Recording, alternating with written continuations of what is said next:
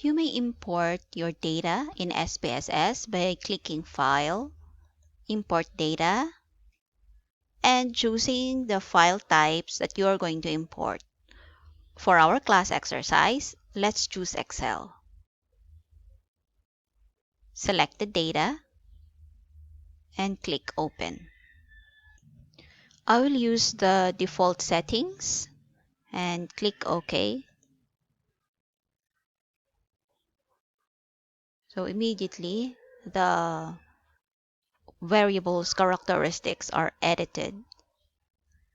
The first row of your Excel file will be interpreted as the label of the variables.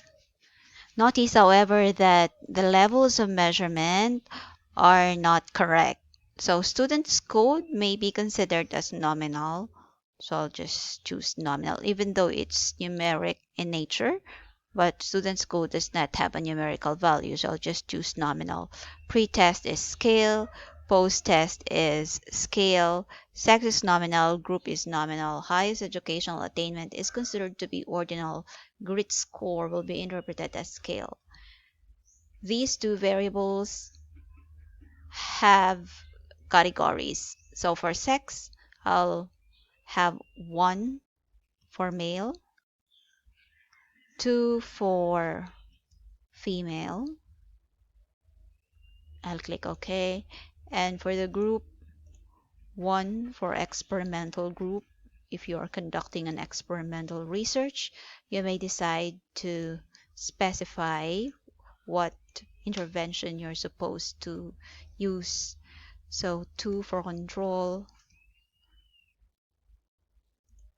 Okay, so for example, for 1, you will have inquiry method. For 2, you will have lecture discussion for your control.